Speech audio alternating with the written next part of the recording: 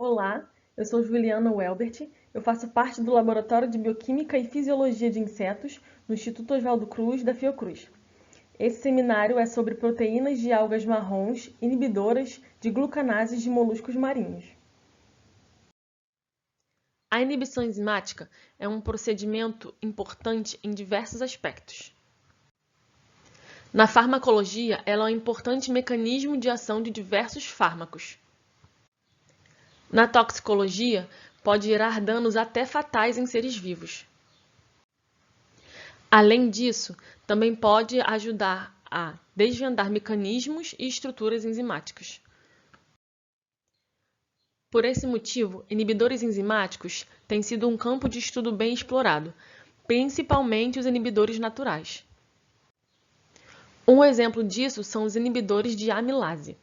A amilase é uma enzima capaz de quebrar cadeias de amido. Esses inibidores de amilase teriam uma aplicação muito útil no tratamento de doenças como obesidade, diabetes e doenças do trato gastrointestinal. Cadeias de amido são amplamente distribuídas em espécies vegetais terrestres. Logo, muitos predadores se aproveitam dessa reserva como fonte alimentar. Por esse motivo, é interessante que essas plantas desenvolvam um mecanismo de defesa contra esses predadores. Entre eles está a produção de inibidores que impedem a atividade dessas enzimas. Além das plantas terrestres, espécies marinhas também podem desenvolver esse tipo de defesa, produzindo inibidores específicos para as enzimas de seus predadores. O outro polissacarídeo exemplar é a laminarina. Ela é bem distribuída em organismos marinhos, como é o caso da alga marrom Laminaria cichorioide.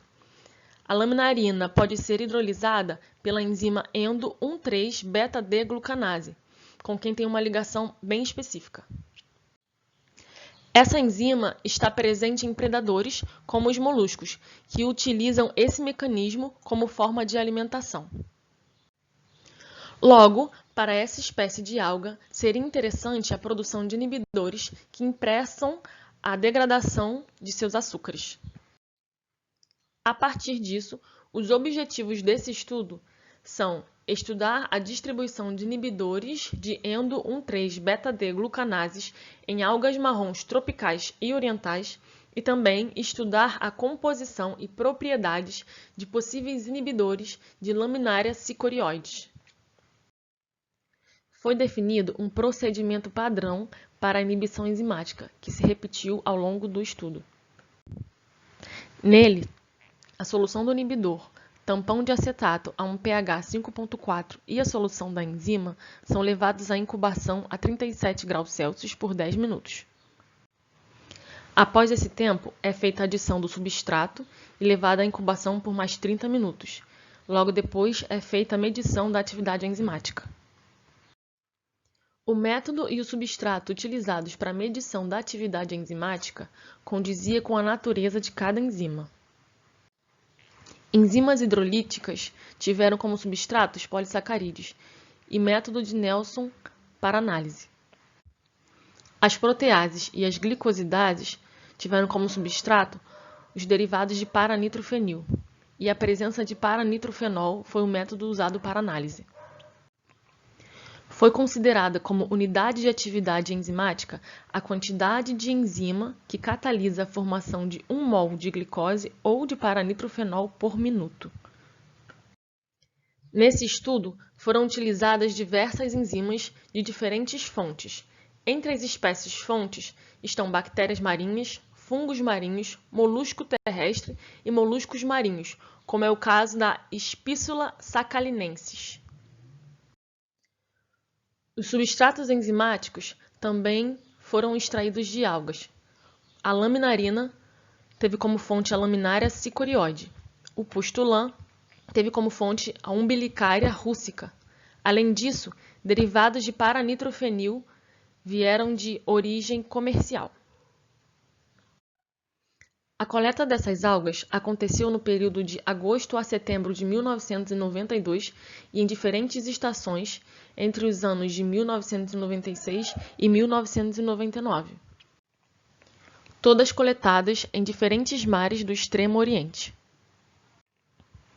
A etapa de extração foi feita com algas frescas e com etanol. 1 kg de alga para 1 litro de álcool. A temperatura ambiente, por 2 semanas, elas foram mantidas e depois foram levadas à evaporação a vácuo e então os resíduos secos foram separados para os experimentos. Para isolamento dos inibidores das algas marrons, as mesmas foram cortadas em pedaços e extraídas com etanol e mantidas à temperatura ambiente por 2 dias. Em seguida, esse extrato foi levado a um tratamento subdividido em 4 frações. Inicialmente, o extrato foi tratado com clorofórmio diversas vezes, em que a camada de clorofórmio era sempre descartada.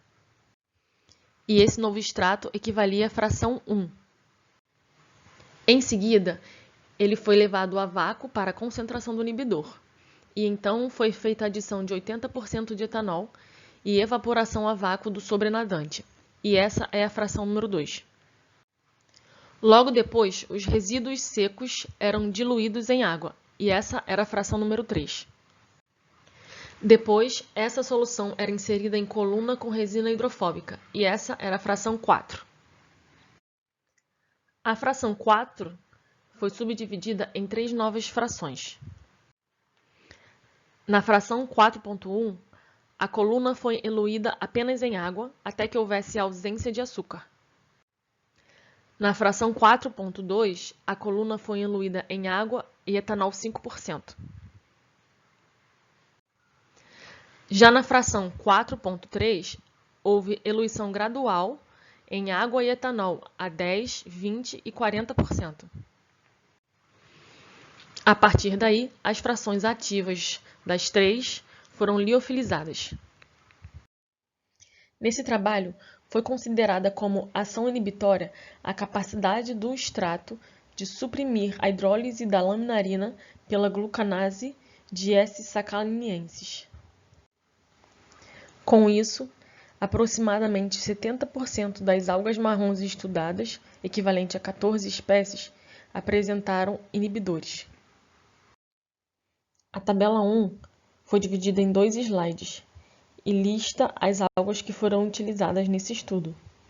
Na família das laminariáceas, a laminária cicorioides coletada em setembro apresentou 5% da atividade relativa da enzima LIV.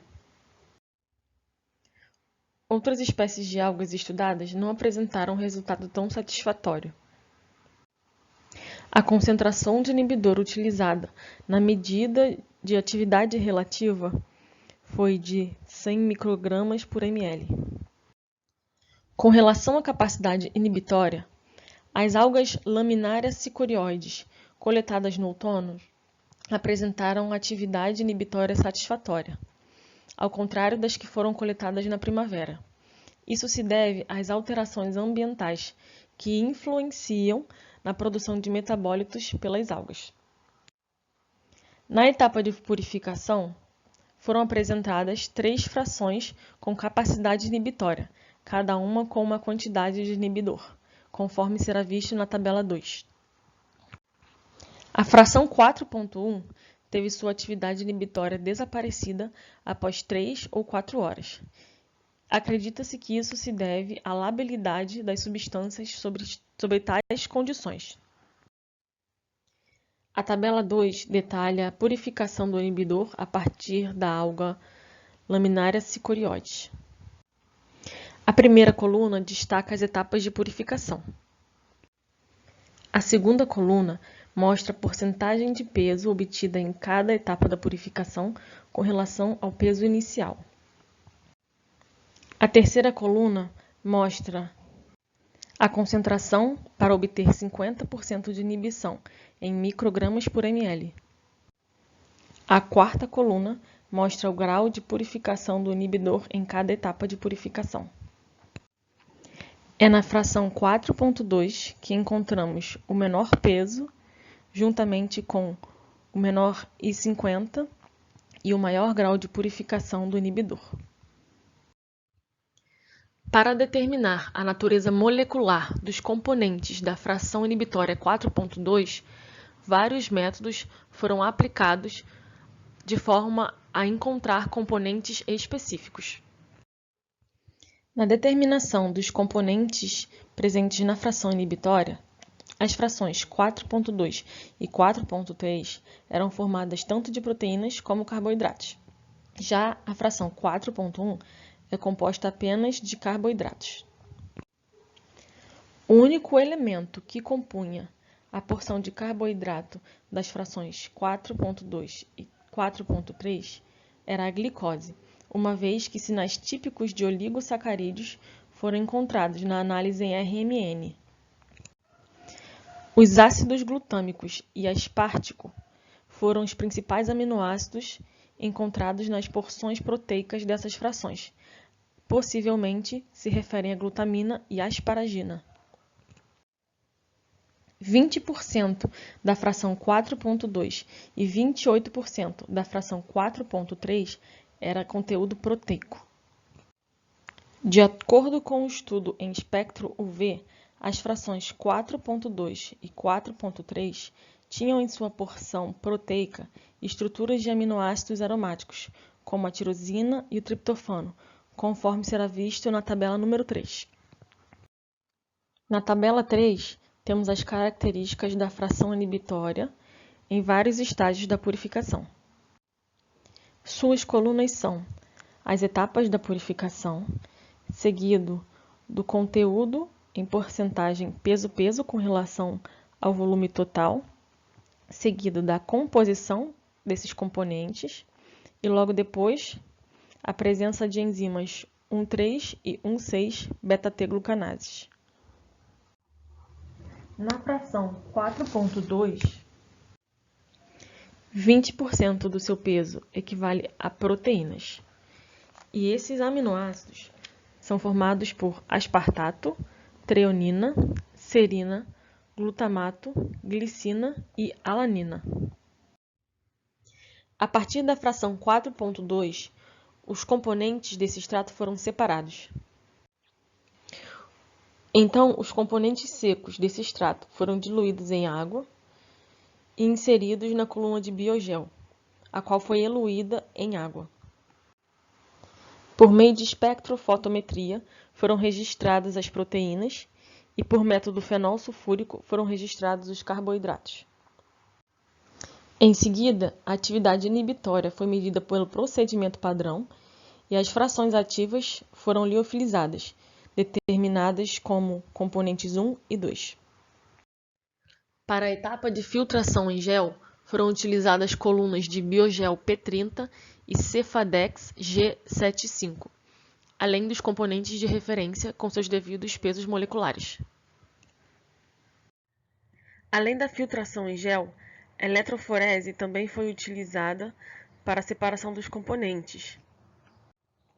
O método SDS-PAGE com gel 13% foi realizado pelo método Laemmle, com seus padrões e devidos pesos moleculares. Como resultado da separação dos componentes da fração 4.2, foram encontrados carboidratos e proteínas pela filtração em gel. Na análise das proteínas, foram encontrados dois picos, um pico maior, chamado componente 1, e um pico menor, chamado componente 2. Já os carboidratos não foram completamente separados. Uma vez que a hidrólise de oligosacarídeos diminuiu o conteúdo de carboidratos, houve um aumento no rendimento das proteínas. Com isso, a porção proteica teve um I50 de 0,5 microgramas por ml, conforme a tabela 2. O resultado da filtração em gel acusou que o peso molecular do componente 1 era de aproximadamente 46 kDa.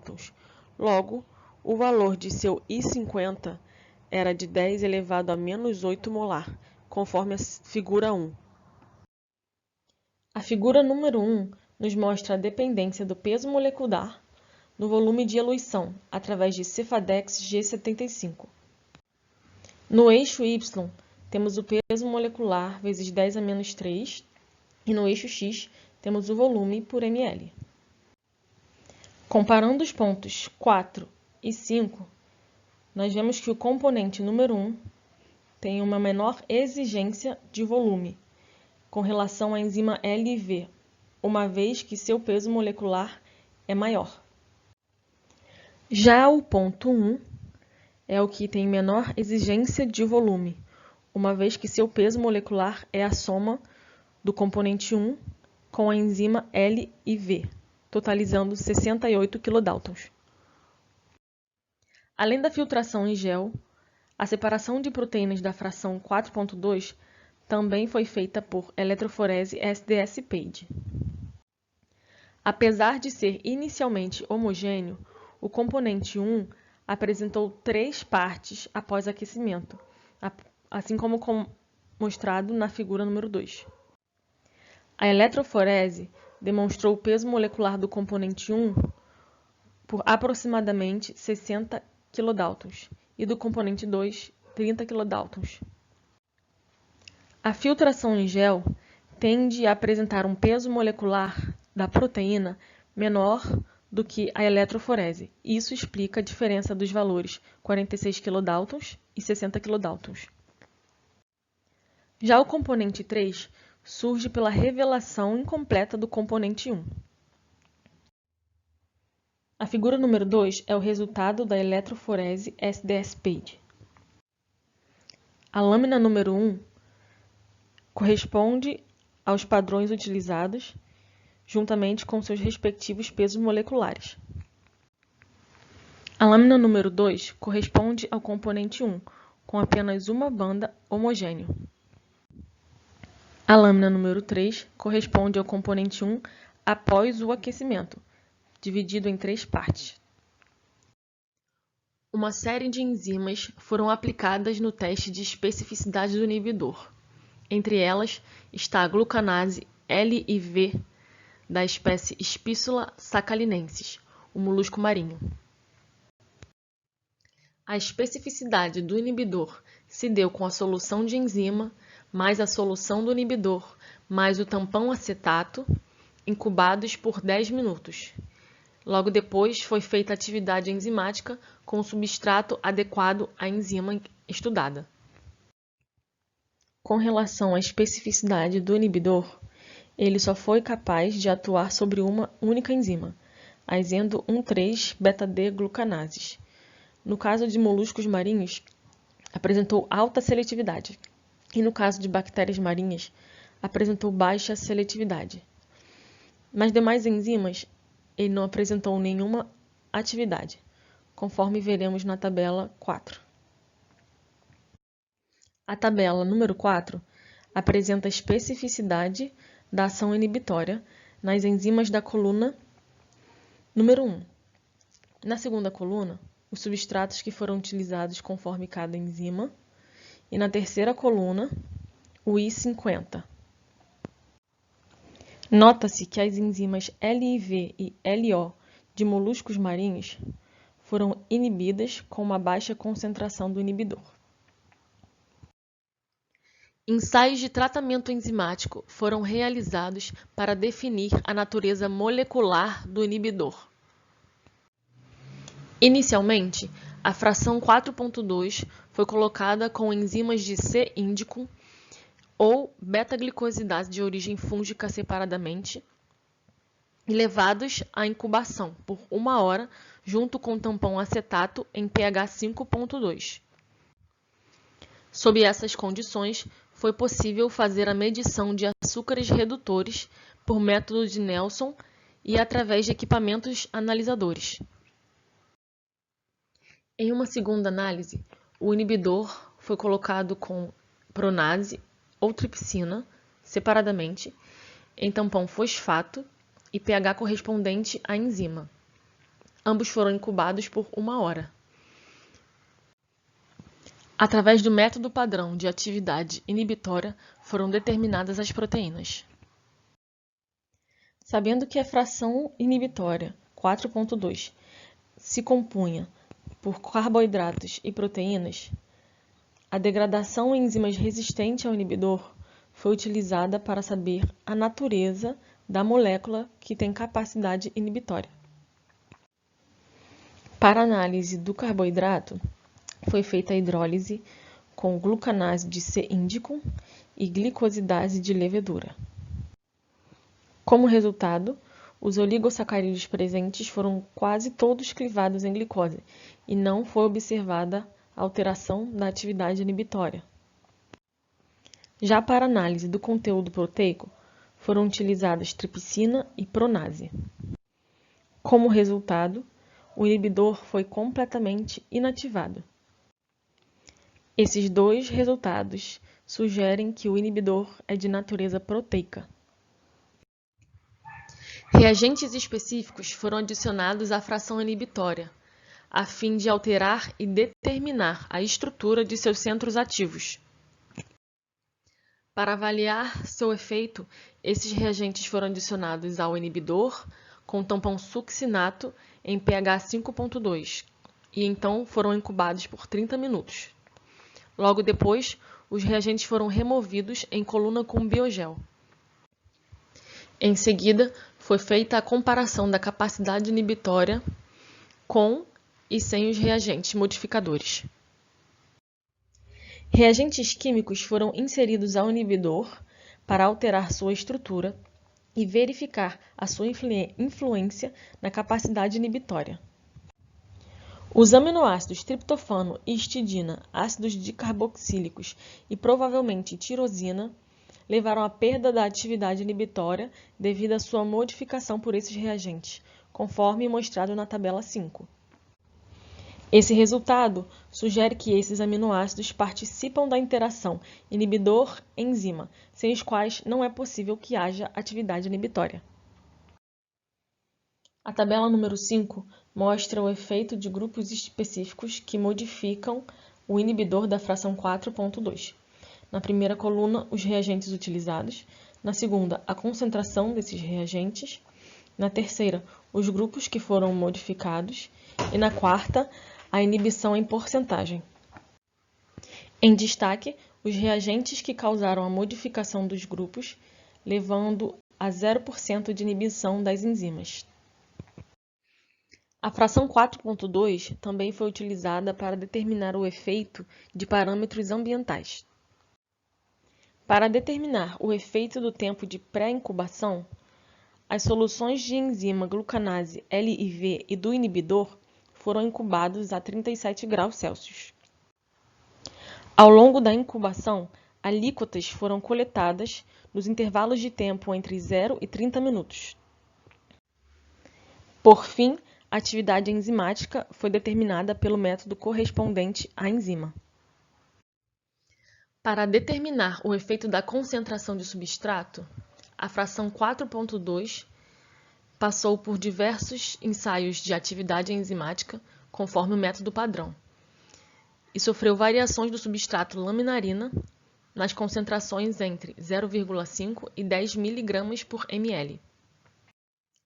Para efeito da temperatura, a fração inibitória em água, junto com o tampão acetato, foi incubado em variadas temperaturas, menos 15 a 50 graus Celsius no período entre 1 e 365 dias e a 100 graus Celsius entre 1 e 15 minutos. Logo depois foi determinada a atividade enzimática. Para medir o efeito do pH, a fração 4.2 em água, junto com um tampão citrato-fosfato, foi incubado a 4 graus Celsius com diferentes pHs entre 3.5 e 8. Então, a atividade enzimática foi determinada com intervalos entre 15 minutos e 3 dias. Devido à perda de atividade do extrato altamente purificado, o efeito de parâmetros externos foi medido com a fração 4.2, que teve a maior atividade inibitória e melhor I50. Com relação à temperatura, a fração 4.2 manteve atividade inibitória entre menos 15 graus Celsius e 100 graus Celsius. A 100 graus Celsius, a atividade se manteve por até 5 minutos apenas. Já a fração liofilizada manteve a atividade inibitória por 6 meses a 4 graus Celsius. Já em relação ao pH, a solução se manteve estável por 2 dias, nos pHs entre 3,5 e 6,5. Nos pHs entre 7 e 8, houve diminuição de até 25% da atividade inibitória num tempo de 15 minutos. A partir do 3º dia, o efeito de inibição desapareceu completamente nas frações com pH 6,5, conforme mostrado na figura 3. A figura 3 ilustra a estabilidade do inibidor em função do pH. Ele revela que o pH mais ácido mantém a estabilidade do inibidor melhor do que um pH mais alcalino. De qualquer maneira, essa capacidade inibitória decai ao longo dos dias. Esse estudo sugere que a inibição em análise é uma inibição irreversível. E isso se dá a alguns dados, como, por exemplo, a inibição independente da concentração de substrato, o tempo mínimo para a inibição da enzima de 5 minutos e a não dissociação do complexo enzima-inibidor durante a etapa de filtração em gel. Além disso, a mistura do componente 1 purificado com a enzima LIV na razão molar de 1,2:1 teve o complexo enzima-inibidor separado na etapa de filtração em gel, conforme mostrado na figura 1. Também foi datado que o peso molecular da proteína principal, 68 kDa, é o mesmo da soma dos pesos moleculares do componente 1 e da enzima LIV, 48 e 22 kDa, respectivamente. Houve a formação de um complexo estável de estequiometria 1:1 do componente 1 e a endoglucanase LIV de S-sacalinensis. O autor também notou que o valor de I50 dos inibidores de algas marrons é comparável ao valor de inibidores terrestres das amilases. Dessa forma, foram obtidos, então, inibidores que agem de forma específica em endo-1,3-beta-T-glucanases de sistemas digestivos de moluscos marinhos a partir da alga marrom L. cicorioide, e esses inibidores são de natureza proteica. E para finalizar, eu considero esse tipo de estudo muito relevante, principalmente para o desenvolvimento e conhecimento de mecanismos de ação de enzimas, mecanismos inibitórios e estruturas enzimáticas de um modo geral. Infelizmente, o conhecimento desse estudo não pode ser utilizado para fins farmacológicos, uma vez que as enzimas estudadas não estão presentes em organismo humano. Contudo, esse conhecimento pode ser muito relevante no combate a algumas pragas e patógenos que têm esta enzima em seu metabolismo. Infelizmente, o artigo não apresenta dados sobre inibidores terrestres de amilases, com os quais ele faz comparação sobre o resultado desse estudo. Ainda assim, é um estudo valioso, uma vez que se utiliza elementos pouco explorados pela ciência. E, para finalizar, considero esse tipo de estudo muito relevante no desenvolvimento e conhecimento de mecanismos inibitórios, mecanismos enzimáticos e estruturas enzimáticas em geral. A enzima foco desse estudo não está presente no metabolismo humano. Por esse motivo, esse conhecimento não pode ser aplicado com fim farmacológico. Entretanto, pode ser amplamente explorado no combate a pragas e patógenos que contenham essa enzima em seu metabolismo. Infelizmente, o autor não traz dados sobre os inibidores terrestres de amilase, com os quais ele faz comparação no resultado final. Além disso, foi notada a ausência de dados referentes aos moluscos fontes das enzimas, como o lugar onde foram capturados, a forma como foram criados e a metodologia de extração das enzimas. Apesar disso, considero esse estudo muito valioso, uma vez que destaca elementos pouco explorados pela ciência. Por fim, os meus agradecimentos a toda a equipe do Laboratório de Bioquímica e Fisiologia de Insetos, do IOC, e a todos que assistiram esse vídeo até o final. Meu muito obrigada!